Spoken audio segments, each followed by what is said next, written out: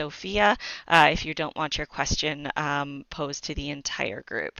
Lastly, please note that the presentation, but not the question and answer portion of the seminar, will be recorded, and we will be posting this on the Libin YouTube channel so that you will have access, and anybody who has registered will get access to the link hopefully as shortly as possible after the seminar. So thank you so much for joining us today, and I'm going to pass it over to Sophia. Great. So thanks very much, Lauren. So I'd like to take this moment to just acknowledge that we are on the traditional and present day territories of the Treaty 7 people of Southern Alberta, and that Calgary is also home to the Métis Nation of Alberta, Region 3. Next slide, please.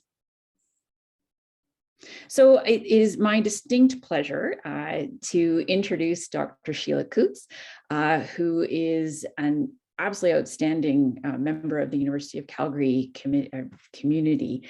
Dr. Coutts is a stroke neurologist and professor at the University of Calgary. Her research interests include the use of acute imaging in triage and treatment of stroke and transient ischemic attack, or TIA, patients in the emergency department, and better diagnosis, triage, and treatment of TIA and minor stroke patients.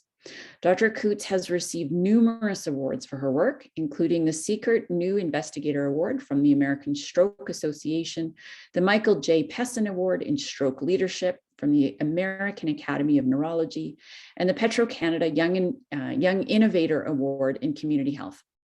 She's the first recipient of the Heart and Stroke Foundation of Canada Distinguished Clinician Scientist Award, which is supported in partnership with the CIHR Institute of Circulatory and Respiratory Health and AstraZeneca. She was also awarded a Clinical Investigator Award from the Alberta Heritage Foundation for Medical Research, and last but not least, has been named in Avenue Magazine's Calgary Top 40 Under 40 in the past. So we're truly honored and delighted to have Dr. Coutts with us here today. As Lauren said, please put your questions in the chat throughout the talk and direct message me if you don't want to ask them specifically. And with that, I will pass the mic to Dr. Coutts. Welcome. Okay, just trying to find my talk here. Thanks, Sophia. We should probably update my bio at some point. It's old. I'm definitely not under 40 anymore. I also realize that this title sounds more exciting than it's actually going to be. We're not going to talk about sex, as it were, but we're going to talk about sex in terms of your biological sex. One thing sort of when we're talking about this, we're going to be talking about sex, not gender. I do think that the world it's a good thing that sex and gender are important in terms of research, but for my personal view is that for most of my research, gender is not relevant and really doesn't change what's going to happen. And I'm happy to talk about that at the end. It really has become a buzzword, and having just chaired a heart and stroke panel, even I think that the reviewers get mixed up between sex and gender a lot of the time. And so it is a little frustrating, although many of us have had to do training in it. And so I am going to be talking about essentially sex here. We have not collected gender in most of the studies we've done. So just my disclosures, some of the work was funded here by grants from CIHR and Genome Canada. I'm going to review the background of women in stroke briefly, and then sort of bring you into sort of the background for a mostly non-stroke audience here to talk about why TI is important, and then look at some of the differences in presentation, diagnosis, prognosis. And I think there are some parallels to the cardiology world for sure here. So how does your sex affect your stroke? And this is sort of clear, is that women have worse outcomes in general compared to men. The exact reasons for this, though, are unclear. And we were even talking about this yesterday, and it's probably complicated. As a man, the best thing you can do to improve your outcome after stroke is to get married. Now, presumably for the vast majority of men, that's mostly going to be women that they're marrying. why is that? Is that real? It certainly comes out in multiple studies, and it's unclear why that would be. I mean, you can say, oh, well, that's because they do better because they have somebody at home helping them, and the reverse is less likely to be true, but not always, obviously. I don't know, or is it that we when we rate outcomes in women, we rate them differently compared to men? I don't know, but it certainly comes out even in small studies, even in sort of work I've done, it's come out that women do worse with minor stroke than men. And so it is there in the literature, and it's true. Again, the parallel to cardiology, are women's symptoms different than men? And I think the best description of this that I've recently heard was, I don't think women have different symptoms. I think the original work was all done in men. And so there were typical symptoms for men in terms of even just the cardiology chest pain world, and women present differently than men. And it's not that women have different, or we're not different, as it were. It's just that the original studies for typical symptoms were mostly done in men. Women are clearly underreported or disproportionately underrepresented in clinical trials for stroke. And then I'm just going to show you a nice slide with regards to this. Cheryl Cursell just published this in Neurology last year, and she did a nice work looking at each population, how many women were based on census data, et cetera, in the regions that were part of the clinical trials, and clearly showed that women were way less represented in clinical trials. And this is just the sort of summary from that paper. And a number less than 1 essentially means that women are underrepresented relative to the women in the population. And as you can see from this table, that basically in every group, we have less representation of women, less so in acute trials, which I think is interesting. An acute trial is like, you come in, you have a stroke, we're making a decision immediately. I think people are much more likely to say yes in that scenario versus the complicated follow-up of non-acute studies, of secondary prevention, et cetera. But as you can see, it's certainly throughout the board, women are underrepresented in clinical trials. Historically, some of that has been driven, but not all, by age. Women are older when we have our first strokes compared to men. Women live longer than men. And so you do see that the older strokes often happen in women. And so historically, stroke trials trying to find a positive group would exclude elderly patients. And nowadays, most trials would not exclude patients based on age alone, because clearly if you're healthy in your own home, you have a lot to lose with your stroke, even if you're old. And so it's, that's some of the past. And there's been a big push over the last few years to try and get women more equally represented in clinical trials. But it doesn't appear to have translated into real life yet, although as we all know, a clinical trial from idea to end and publication takes a long time. So hopefully that's going to come. So I'm going to sort of just shift gears slightly here to talk about sort of where my work has been, and for the non-stroke folks on this call, this is the money. This is TIA patients are essentially, there are kind of non-STEMI, there's acute coronary syndrome here. We have never had the luxury of a troponin, unfortunately. And so, we have to do more complicated ways of trying to identify those at the highest risk. But you really have this very short window after a mini stroke or a TIA or whatever you want to call it to prevent the big stroke. And as you see that it's really a straight line over this kind of first 48 hours. And we tried at one stage to determine urgency, not an emergency. And we were not allowed to kind of do that by a journal. But I think that's the thing here is, this is urgent, and it's so urgent that it's very hard to do outside of an emergency department, just in terms of the hours and getting hold of patients, et cetera. And whatever you're going to do, much like for coronary syndrome, is not an outpatient setting. It's a deal with them somewhere quickly. And so up to 10% had a stroke in the first 90 days, and half of those were in the first 48 hours. And most of those are going to be overnight, the first night, in certainly our data. The things that are important if you are taking a history are going to be that it happened relatively short time ago. So if somebody had an event 3 years ago, yes, you're going to look at them, you're going to figure out if they're appropriately managed in terms of secondary stroke prevention. But really, you're not going to do it as urgently as if something happened 5 minutes ago. Motor or speech symptoms, and motor or speech symptoms are important.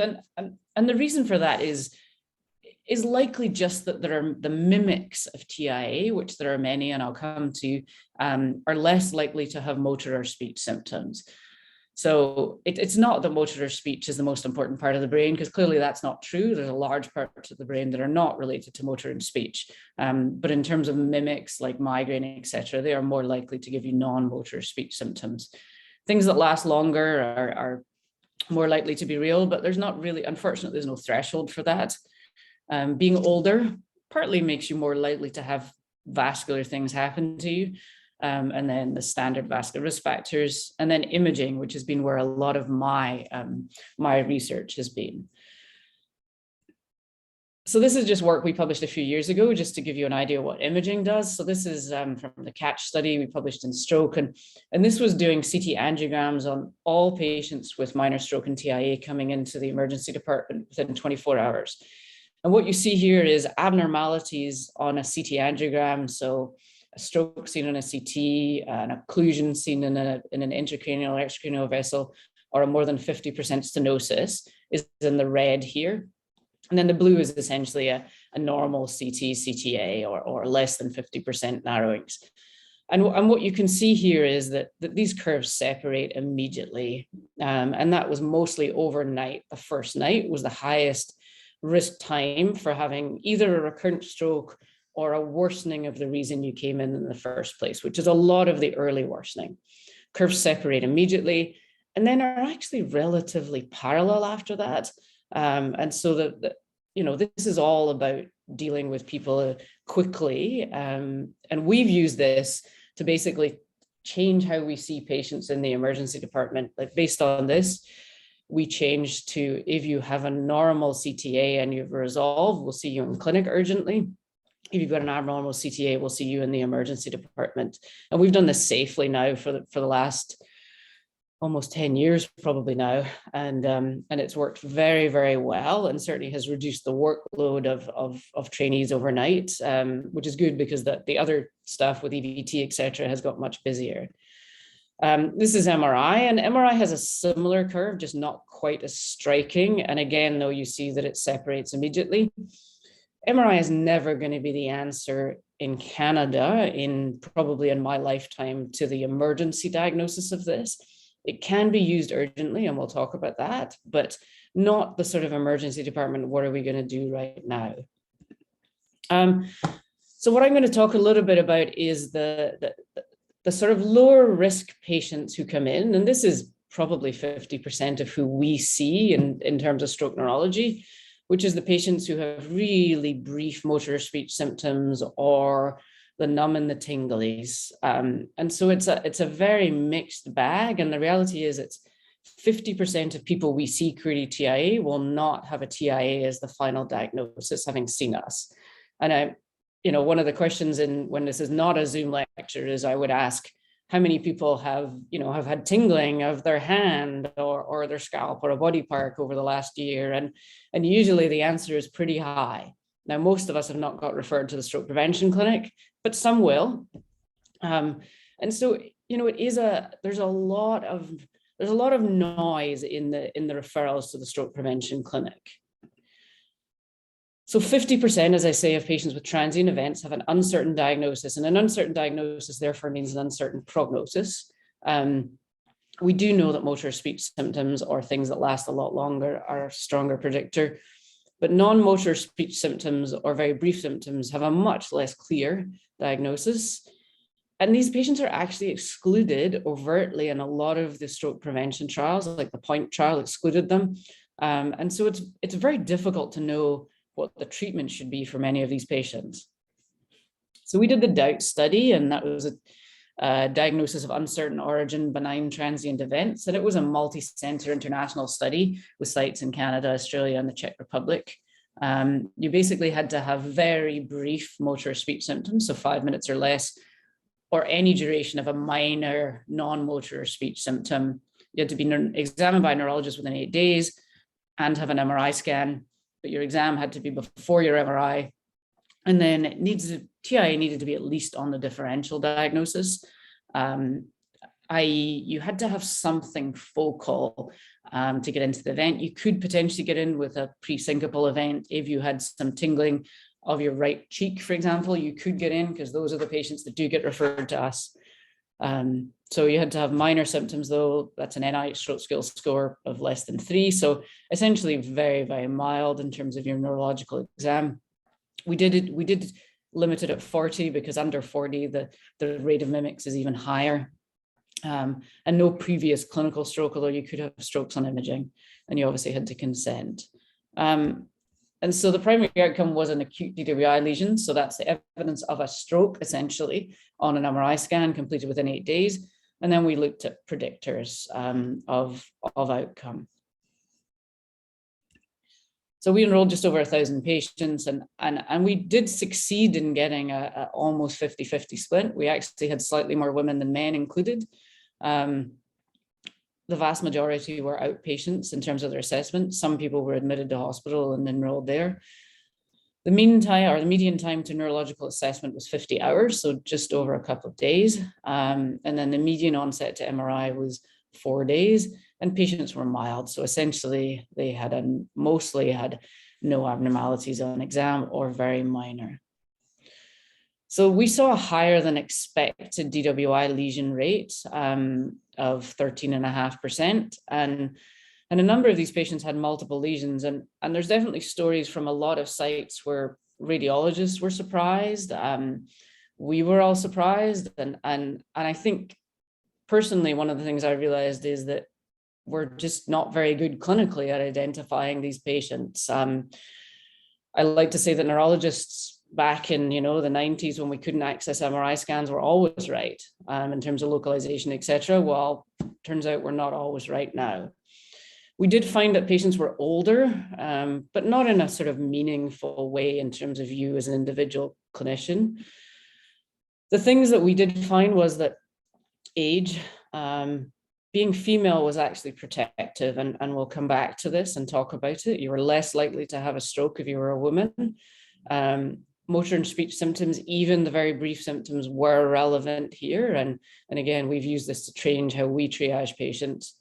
Having ongoing symptoms was a predictive of having another or having a DWI lesion, but I'll show you some of the data on that. And then having a previously identical event makes you less likely to have had a stroke. And that makes sense. Migraine, seizures, all these other things are more likely to give you a second similar event. It turns out, though, that although the neurological exam can be helpful, so, there was a few patients who we thought when we examined them that they had a stroke. We were pretty good at that. That was a 1 in 3 chance of being DWI positive. Turns out, though, in terms of all the other groups, we weren't actually that good. So a normal neurological exam, you still could have an abnormality on your MRI. An abnormal exam that we didn't think was relevant. Also, you could have DWI lesions. Having an abnormal exam, and we thought that they weren't a stroke, we were also not very good at. And so I think it just shows that we don't know everything. And this was interesting to me because it was like, are patients better than we are? And so if you ask a patient if they feel like all their symptoms have resolved, it turns out they're not that good either at knowing whether they've had a stroke or not.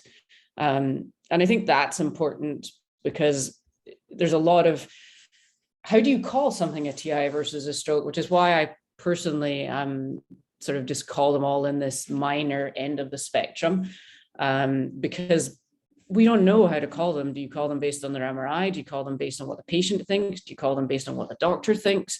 They really are just at the one end of a spectrum of disease at the moment.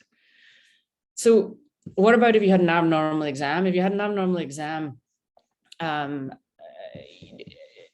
again, patients if you had a normal exam and then the patient thought that things had resolved, it turns out you also could have DWI lesions. If you had a normal exam and they didn't think they had resolved, they also could have lesions.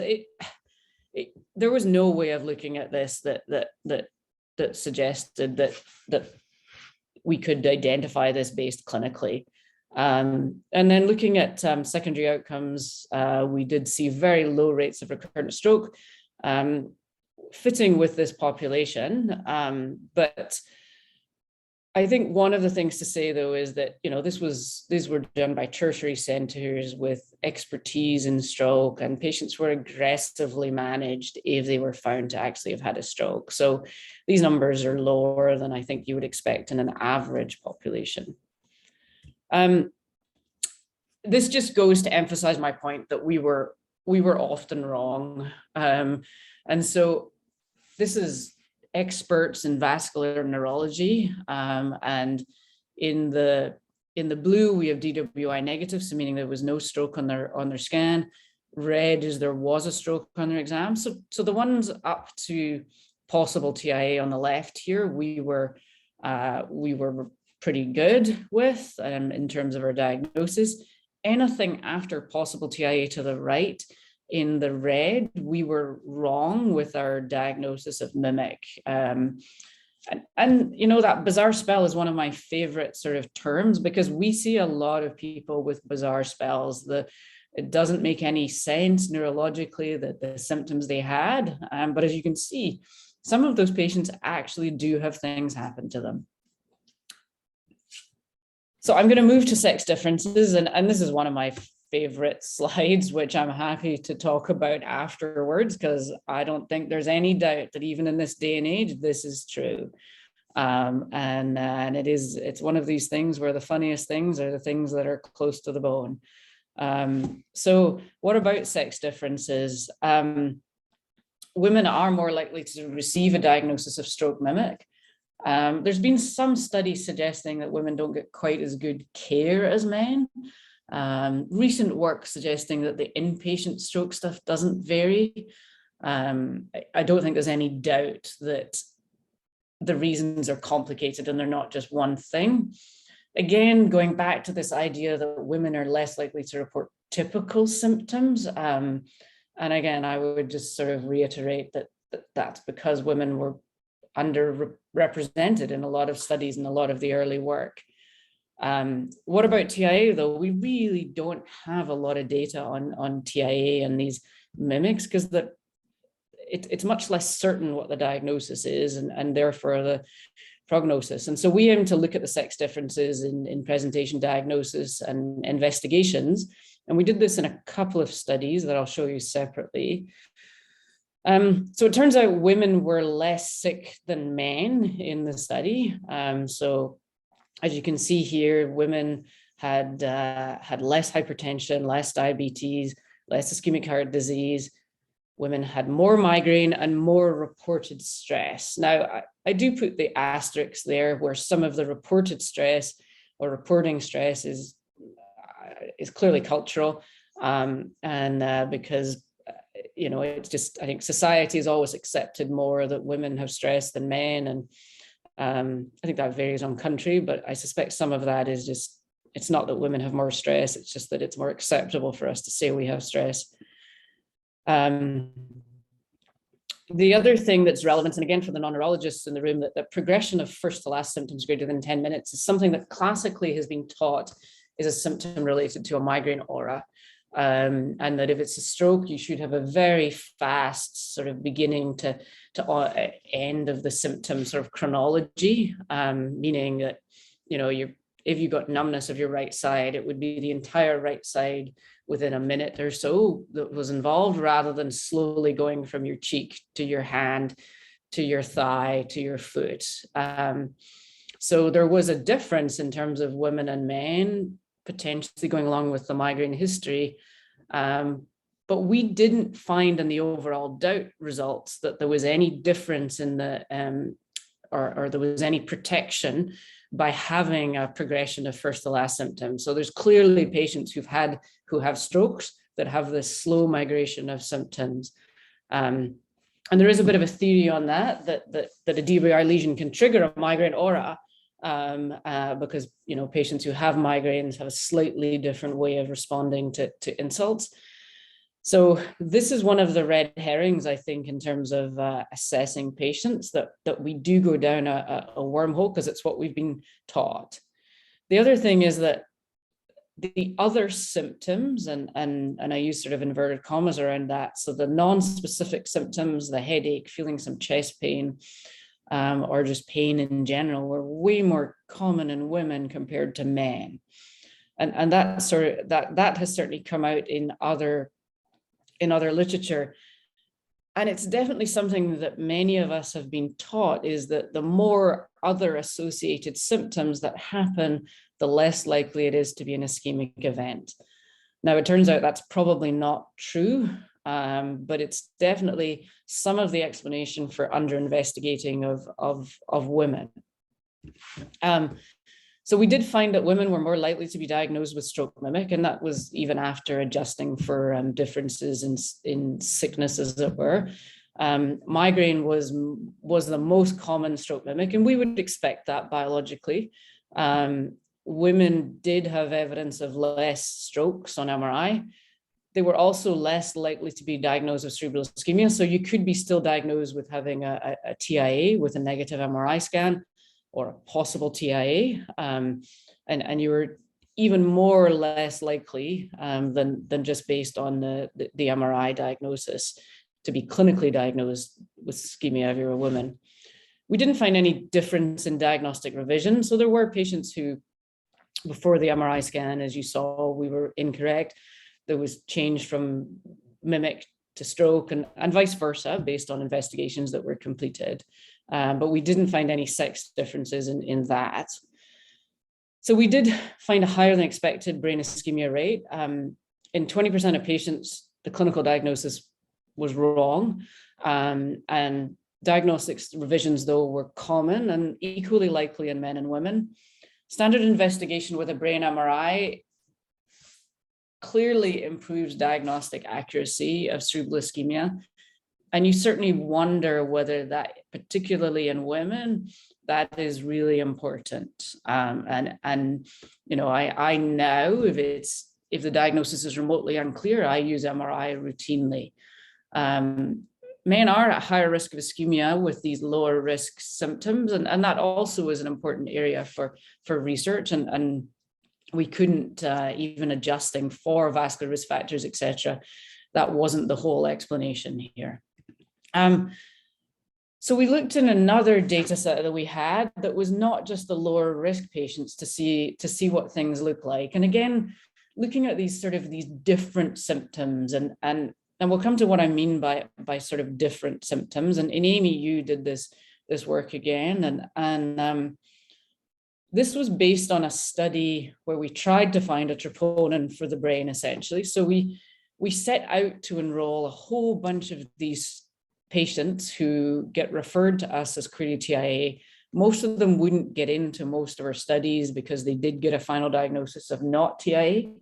But in this study, what was different was we included all of the patients that were referred to us. So I like to think about it as black, white, and gray groups that we looked at here. So we had white, meaning you clearly thought they were mimic. We had black, where we clearly thought they were a stroke.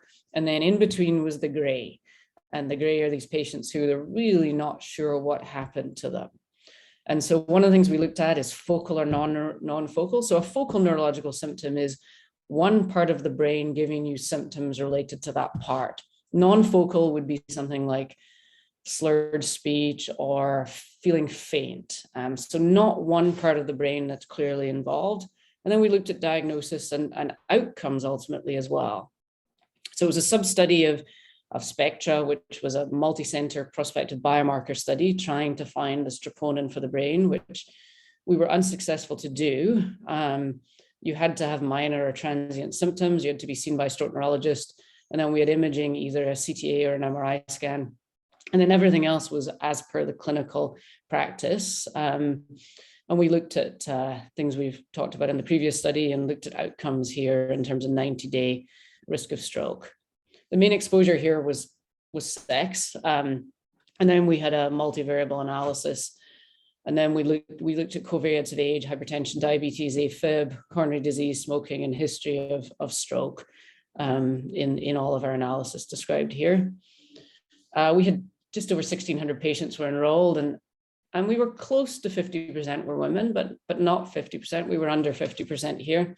We had a median age of 70, so slightly older than the other study. 90% underwent an MRI scan, and then we had good follow-up as well. So this is the baseline characteristics. And again, you'll see that men are sicker than women. What you can see here is that men were more likely to have hypertension, diabetes, dyslipidemia, coronary disease. Women, again, were more likely to have migraines. Women are slightly older than men, just about, or not statistically, but sort of on almost. And then men were less likely to have reporters of stress or a psychiatric condition, again. And so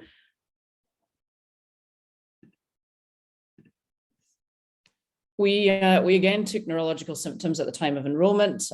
We looked at focal symptoms, which are motor, sensory, visual symptoms, speech. The non-focal symptoms, and this is something where even as neurologists, we will argue a bit about what is a focal versus non-focal. But there's a lot of non-focal symptoms that we see. So migrating symptoms, headache, neck pain, droopiness, just a bit of vertigo, feeling drunk. A lot of very non-specific symptoms will fall into these non-focal symptoms. And so this is the presenting symptoms by sex, and then looking at sort of final diagnosis as well. Bottom line is that non-focal symptoms are common, and non-focal symptoms are common in men and women, was what we found. And non-focal symptoms are common in patients who've had a stroke. And so certainly the teaching that we have all done doesn't seem to be correct, which is that, you know, the more of these non-specific symptoms you have, the less likely you are to have had a stroke. But it was interesting that we didn't see a difference in the presentation for men and women when we systematically looked for it. You are more likely to have the damage on an MRI scan or have a minor or a sort of TI or minor stroke ischemia diagnosis if you have focal symptoms. But there still were patients had higher risk if they had focal and non-focal. And then the smallest risk would be non-focal alone. The fascinating part of this study we're going to come to. So as you can see, the women were less likely to have either a final diagnosis of TI or stroke or have an infarct on their MRI scan as compared to men. But what was interesting was that the 90-day rate of stroke recurrence was identical between men and women, despite the difference in the diagnosis between the two groups. And that is true, including if you go for a more expanded vascular outcomes as well. And so why was where we were left with. And we did find that if you had an MRI that was negative for stroke, you were much more likely to stop further investigations at that point if you're a woman compared to a man. And that was a significant difference. And, you know, and I can see that if I think about my clinical practice, if I see somebody who had a migratory symptoms and then their MRI is negative, I personally, unless there's something really high risk about their story otherwise, I wouldn't be going to do an echo and a Holter. I may not do any vascular imaging at that point if it wasn't already done. And so potentially that is the explanation here. It is definitely a fascinating part of the study and food for thought for why and how. And our own cognitive biases when we assess and treat these patients. And this is not men versus women. This is, this is female physicians as well. This is, the way that we've been taught and the way that we function. So we didn't find any sex differences in the presenting symptoms, but non-focal symptoms were common in this population and probably aren't that helpful on average. Women were more likely to have a stroke mimic or be diagnosed with a stroke mimic, but the recurrence rate was identical essentially between men and women, despite the fact that we had a lower diagnosis or lower rate of diagnosis of stroke and TIA. So what does this mean?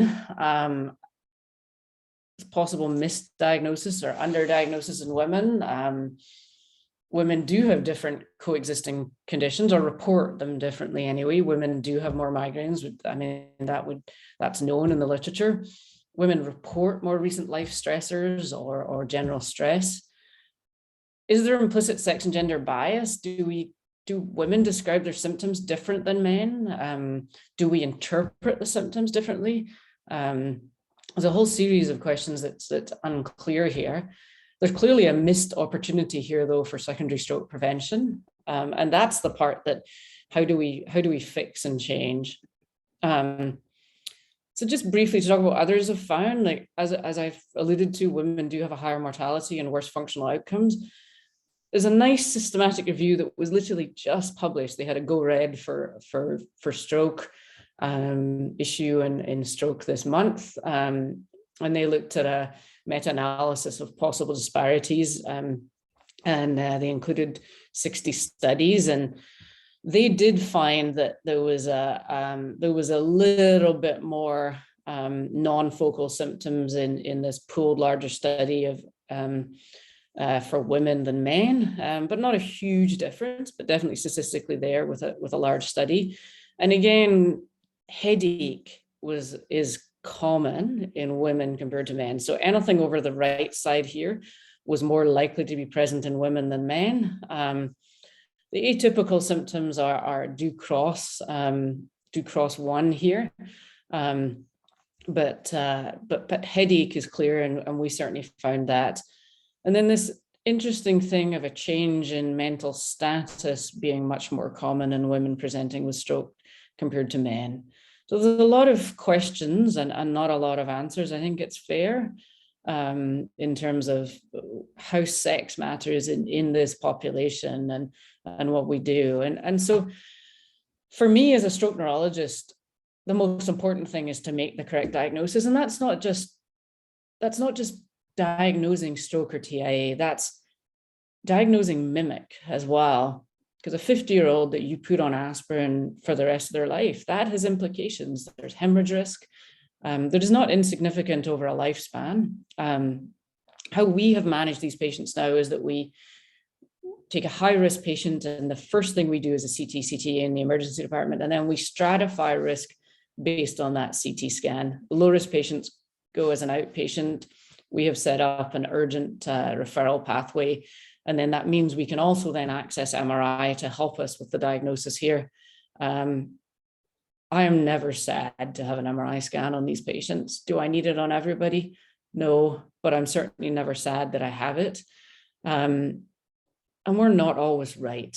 And I think that's the thing, is that there's still a lot of arrogance in neurologists and about how, other people can't do a neurological exam, other people can't do a history.